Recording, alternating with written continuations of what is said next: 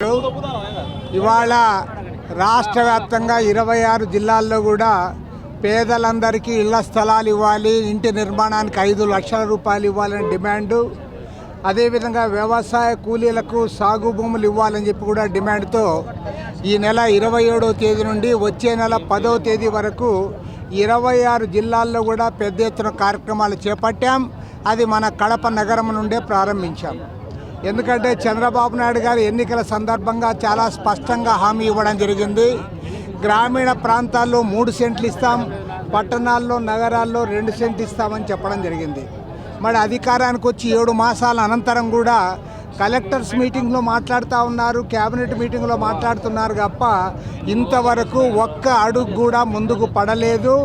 ఏ ఒక్క జిల్లాలో కూడా ఒక్కరికి కూడా ఇంటి పట్టా ఇచ్చిన పాపాన పోలేదు.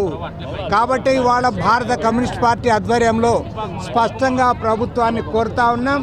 మీరు ఎన్నికల్లో వాగ్దానం ఇచ్చినట్లుగా గతంలో జగన్మోహన్ రెడ్డి గారు ఉన్నప్పుడేమో అప్పుడు కూడా మేము కోరాం 2 సెంటు 3 సెంట్లు ఇవ్వమని. కానీ ఆయన సెంటున్నర ఇచ్చాడు.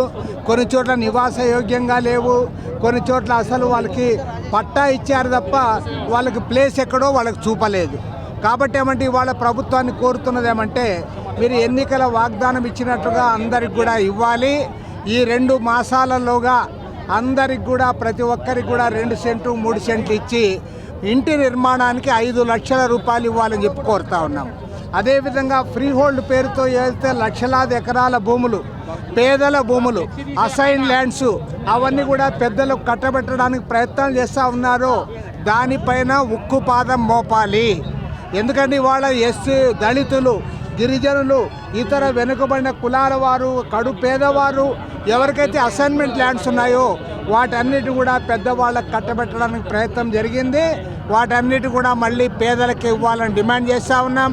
రాష్ట్ర వ్యాప్తంగా ఉన్న బంజరు భూములు, మిగులు భూములు, ప్రభుత్వ భూములన్నీ కూడా పేదలకు ఇచ్చేంత వరకు కూడా ఈ పోరాటాన్ని కొనసాగిస్తాం.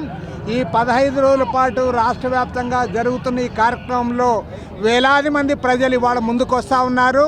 వాళ్ళందరికీ న్యాయం జరిగేంత వరకు కూడా భారత కమ్యూనిస్ట్ పార్టీగా మేము ముందుకు సాగుతాం. ప్రతి పేదవానికి ఇళ్ల నిర్మాణం జరగాలి. ప్రతి వ్యవసాయ కూలికి కూడా కుంటో భూమి కావాలి. దున్నేవానికి భూమి దక్కాలనే పోరాటాన్ని కూడా ఉధృతం చేయబోతూ ఉన్నాం.